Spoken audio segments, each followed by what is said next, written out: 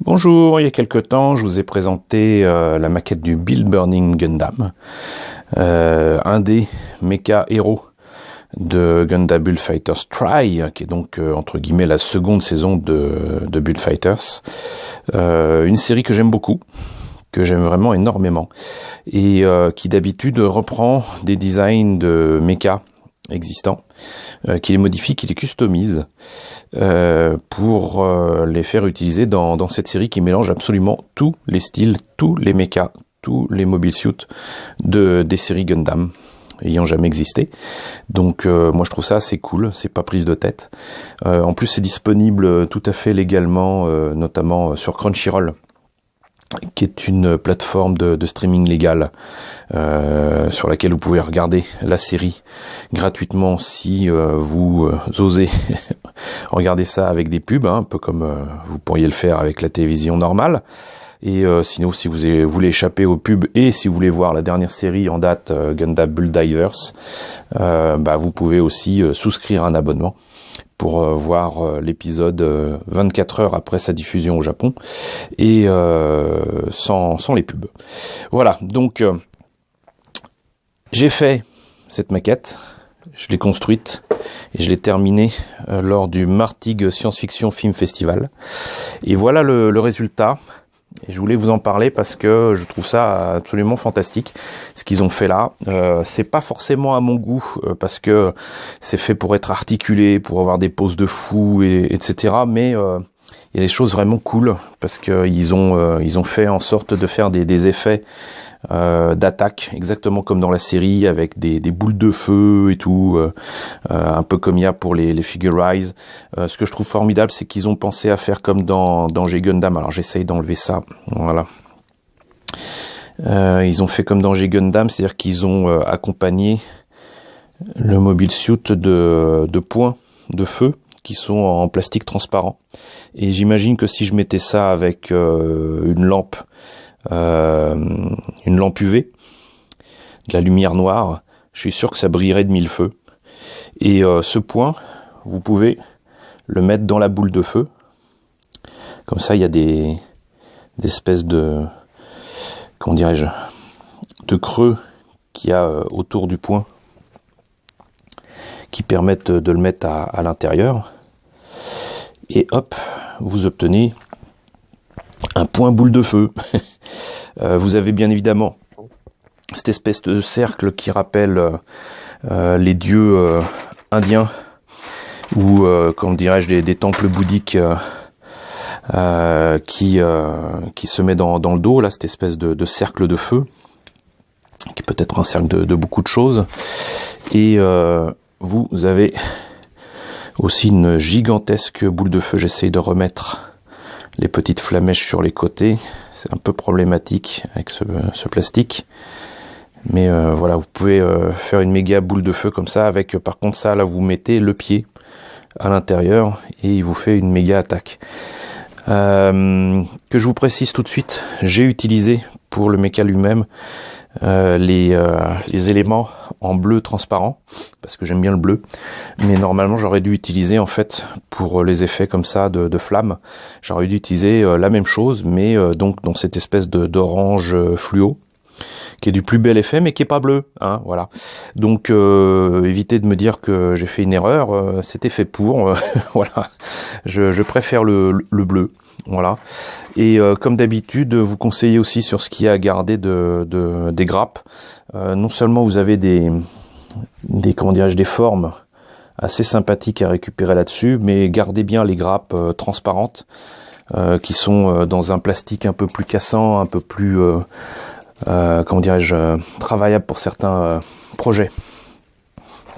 Gardez-les précieusement. Ça peut toujours servir pour plus tard. Et n'oubliez pas que sur les grappes normales, au moins récupérez les languettes. Ça ne peut que vous être utile pour, par exemple, compléter le creux qu'il y a parfois sous les pieds de nos mechas préférés. Mais pas que, quoi. Ça peut servir à plein de choses. Donc gardez tout ça précieusement. Et tout ce qui peut vous sembler utile. Sinon, il y a énormément de pièces comment dirais-je, optionnelles sur ce mecha, et notamment les mains. J'essaye de vous les réunir toutes. Alors ça nous fait 1, 2, 3, 4, 5, 6, 7. 7 mains. Alors, certaines, c'est pour avoir des poses martiales. Donc voilà, avec les mains comme ça, bien droites. Sinon, comme la main ici, une main ouverte, j'aime bien. Et sinon, les traditionnels poings fermés. Alors j'ai du mal à voir si... voilà, avec la mise au point, ce serait mieux quand même. Et le point fermé, mais dans lesquels on peut quand même mettre des accessoires ou des armes si on voulait. Quoique Kamiki Sekai utilise assez rarement des armes, que ce soit des épées ou quoi, donc ça ne sera guère utile ici. Donc pour résumer, un excellent kit, vraiment, que je vous conseille vraiment beaucoup, qui a en plus, que j'essaye de vous montrer ça, a une fonction que j'ai rarement, voire jamais vue dans d'autres kits Gundam. Je sais pas si je vais pouvoir vous montrer ça correctement, mais vous avez donc le buste, hein, voilà. Sauf que le buste, vous pouvez l'articuler ici. Là, vous voyez. C'est-à-dire que c'est plus seulement les épaules qui font tout le travail. Vous avez aussi le buste qui peut s'écarter. Et ça, c'est juste formidable en termes de pose. Et donc les articulations sont vraiment juste géniales. Et je trouve que ce kit est vraiment super sympa. En plus de pas être super cher, si je me rappelle bien. Il y a quoi, 1400 yens. Franchement, avec tout ce qu'il peut faire, ça vaut vraiment le coup.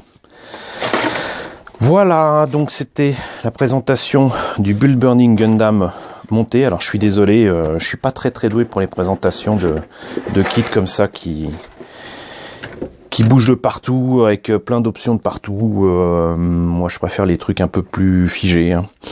Je fais pas des maquettes pour faire des jouets, mais ça n'en reste pas moins vraiment un très bon kit qui a été très agréable à monter et que j'ai monté à Martigues devant le public médusé, avec plaisir. Voilà, donc écoutez, j'espère que cette présentation vous a plu.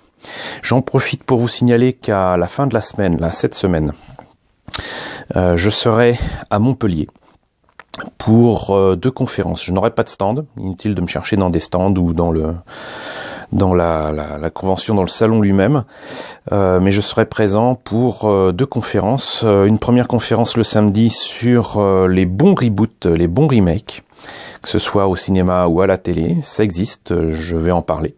Et je vais expliquer en quoi parfois il faut mettre ses préjugés de côté et voir ce qui est proposé. Parfois il peut y avoir de bonnes surprises, c'est arrivé plusieurs fois.